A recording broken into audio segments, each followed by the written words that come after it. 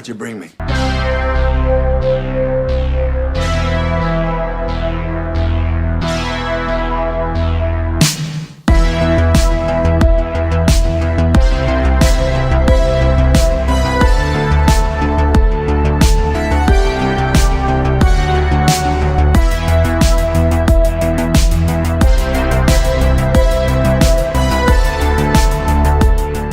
Hello everybody, welcome to another riveting episode of Buggy Reviews.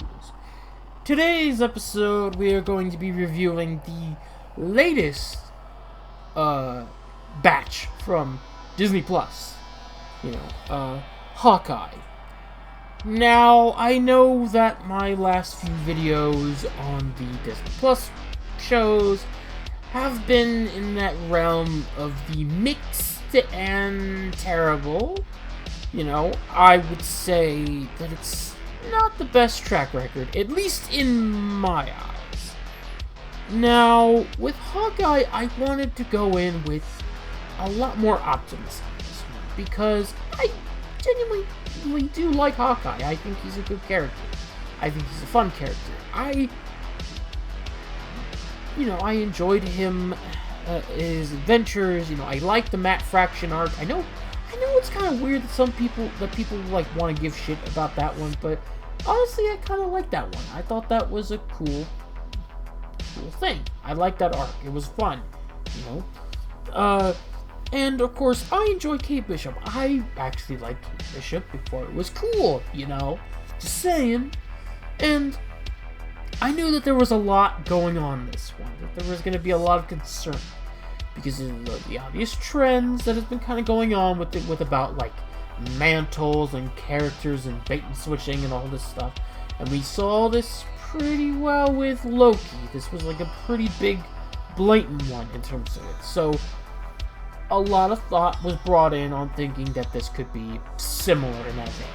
Even though in the comics, it was never a mantle switching, it was more just like they both went by the same name, and it was fun. I think Kate Bishop is a fine character in the comics, but it really heavily depends on who is writing her. That really puts it out there. Now, what is Hawkeye, the show? Well, the show is pretty toned down, I'd say, compared to, obviously, it kind of does what a lot of people have been wanting for the MCU. It's just like, just stop trying to escalate everything up. Bring it back down a bit. Bring it back down. Like, we had Thanos and all that, it's okay, just bring it back down. Bring it back down. Bring it back down to the streets.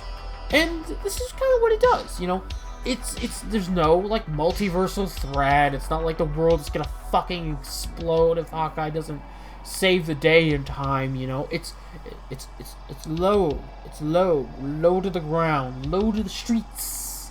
We keep it in the streets! Now, Hawkeye, it's been a few years or so after the events of Endgame. Clint is just trying to live out his life with his family, just enjoy things, until, like, he sees on the news that his Ronin suit has been found and someone's using it. He comes to discover that Kate Bishop is the one wearing it, and from that starting off point, we get into a bit of a mystery-ish kind of thing where Hawkeye, Clint and Kate are kind of trying to figure out what's going on and just trying to keep on the run, trying not to get shot by the number of people that are, like, trying to find them. Because there's the Tracksuit Mafia, which is, like, the main antagonistic force behind the show. They're the cannon fodder. They're the group that Clint and Kate have to deal with. You have a few other characters here or there in various positions. You have the swordsman, who is very close with Kate. You have Kate's mother and whatnot. You even get, like, you get Echo, which I feel like that one's a bit of an odd character thing. I'll explain it later. But as for, the characters themselves, I think the show does a good job of not bashing Clint, I think. The other shows have kind of had this weird thing about not treating the source characters with any respect when they bring in the new ones. And this one I felt it was a lot more held back. It was a lot more respectful. Now, did it have some of these elements? I mean, kind of, but you know what? It was doing the right things. It knew it was not doing the ridiculous shit. Like, when Kate Bishop fucks up, she fucks up, gets caught, and has consequences of said actions, We don't see this in just one episode. We see this in multiple episodes. She's not infallible. She's not perfect. She gets fucked up. She screws up sometimes, It takes time for her to learn how to handle things, to do certain things, Like, Clint teaches her, like, a few tricks, and it takes a while for her to do it, these things. She's not disrespectful to Hawkeye. She's not trying to say that she's better than him. There was a line in the trailer that I think just gets a little bit blown out of proportion, where she says that she's the best archer in the world, and Clint even says, like, oh, is one of those people you? And she's like, well, yeah. And it's meant to imply that she's the only one that really thinks that. So it's like, yeah, that's not the case there. She's not the bestest ever. I think those traits are just not there in that character. I think it's in a different character in the show. Now, that would be Echo. Now, Echo, I didn't have a lot of familiarity with in terms of comic-wise. She's a pretty lower-level character. She's interacted with Daredevil. I think she was in a relationship with him at one point. Messed around with Moon Knight a little bit. Works with Kingpin a bit. She's deaf. She's a martial artist and whatnot. But in the show, they decided to make her not only deaf, who does sign language, but also an amputee. She's got a fake metal leg, And I'm only assuming. I'm assuming that the actress herself is an amputee. I think. I don't know. I don't want to make any assumptions, so maybe that's the case. I'm not gonna give shit to the actress. The actress is just doing the job or whatever. But I felt that was a weird choice of change for the character, because it's like, okay, you already were fitting a character that has a disability in the show, a Native American woman who's deaf in this role. Why do you need to make her be disabled twice? It made no sense, really. But they did that, and this is where I think she's got most of the girl boss tendencies, because she seems to beat everybody's ass whenever they fight her. Hawkeye barely manages to get away from her when, they're fighting. And she just kind of has all the particular tropes that are in for these kind of quote unquote girl bossy characters.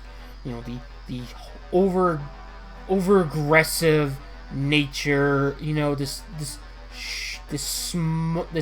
blank 1,000-yard angry foul stare that they have that doesn't really seem to change at all. How they just seem to just do a lot of characters just seem to bend over backwards and praising them and holding them up to a standard. It's just it's just weird. It was a very weird feeling. It felt like that was where it was going. And since that character is getting her own spin-off show, that's something. I don't know. That's just where I felt that one was going. Now, does the show have its usual batches of shit? Obviously, yeah. It's Marvel. It's Disney. You're gonna have to deal with some of this shit. I'm sorry.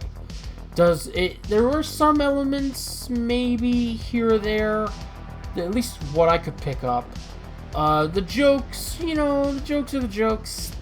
Some of them just don't land, some of them are not there. But there were, but it wasn't as much as previous shows or anything like that. There wasn't anything where the characters just did something ridiculously too stupid. And it was like, okay, what the fuck? The finale, I feel, was a bit of a contention for a lot of people because, if you probably heard about this right now, Kingpin shows up in the final episode, and he is only, and they bring back Vincent D'Onofrio from the Netflix show to play the role, and depending on how you feel about this, you could either enjoy this version of Kingpin, or you could downright hate it. It's very difficult to say, and they tease things off for the Echo show, which I would assume he would come back into play as that role. I don't know. It's neither here nor there. We'll have to wait and see. The action was fine, it was good, enjoyable. The characters, at least for Kate and Clint, I enjoyed those characters. I liked their story. I was in there. I enjoyed their chemistry, their moments. Haley Steinfeld did a great job of playing Kate, making her a likable, enjoyable character. I could really buy that this was Kate Bishop. I could buy this. There was no disrespecting to Clint or anything like that. They treated him with a lot more respect than I've seen in the prior shows with other characters. So while the show is not inherently without flaws, I'd say this was probably the best show out of the 4 announced Disney Plus shows that were brought up. WandaVision was like, it had a good start, but then it ended on a really ridiculous kind of finale. Falcon and the Winter Soldier just had a whole slew of mixed problems, to the point where it makes you not like certain characters.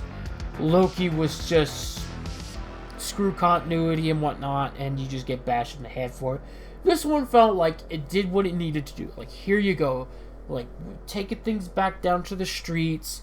We're not bashing Clint over the head.